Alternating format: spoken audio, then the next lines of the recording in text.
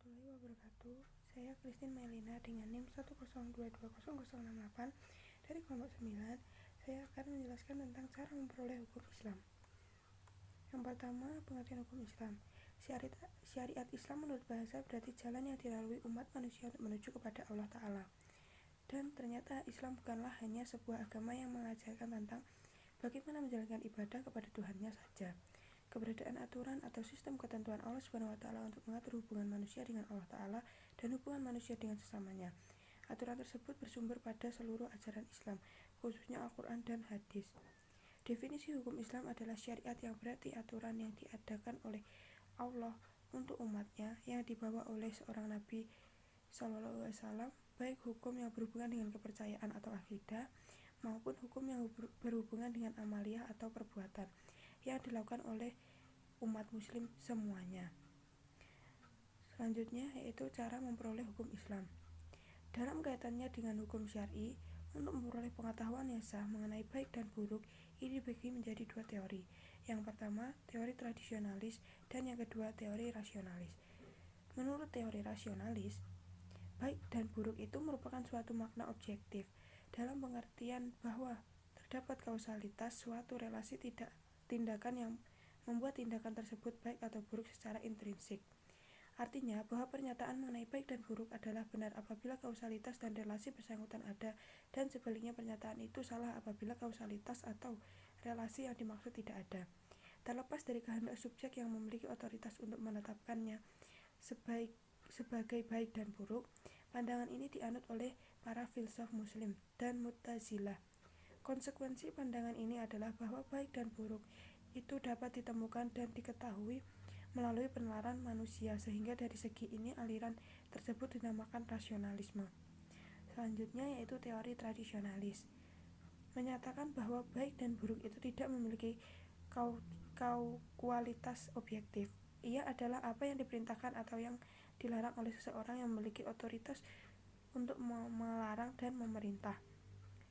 Snark-Hurki yang memerintah adalah masyarakat muslim sendiri. Hal ini didasarkan pada konsep ijma atau konsensus menurut hukum Islam. Namun pendapat ini diragukan karena banyak usuliyin sepakat bahwa hukum adalah titah Allah, sedangkan Nabi hanya sebagai penyampai belaka. Konsekuensinya adalah apa yang baik dan buruk tidak dapat diketahui melalui penalaran akal. Nilainya hanya dapat diketahui melalui wahyu. Penganut ini adalah golongan Asy'ariyah dan sebagian besar ahli hukum Islam. Yang ketiga yaitu metode ijtihad dalam memperoleh hukum Islam. Ijtihad adalah kegiatan pengarahan daya pikir sekuat-kuatnya. Pelakunya ahli fikih yang memenuhi persyaratan. Lapangannya suatu masalah yang tidak terdapat nas dalam Al-Quran. Tujuannya mendapat atau menemukan hukum tentang suatu masalah. Sifat hukumnya zani, bukan hati, atau dugaan kuat, bukan kepastian. Sistem atau kaidah menurut jalan pikiran, logika dan metode tertentu dan teratur dalam ilmu usul fikih, dibantu dengan qawaidul ahkam, al-qawaidul fikiyah atau kaidah-kaidah fikih dan sebagainya.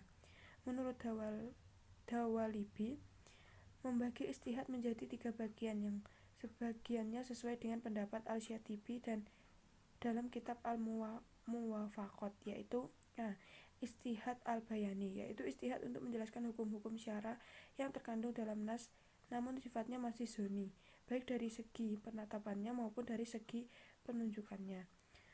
Yang B, ijtihad taili atau al-qiyasi, yaitu ijtihad untuk menggali dan menetapkan hukum terdapat masalah yang tidak terdapat dalam Al-Quran dan Sunnah dengan menggunakan metode qiyas.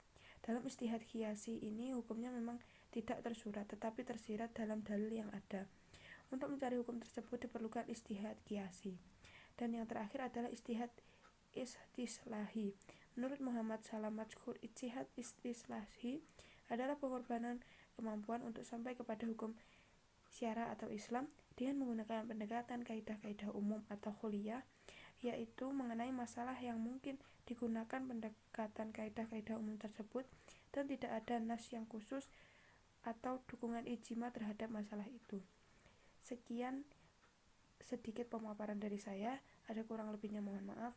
Wassalamualaikum warahmatullahi wabarakatuh.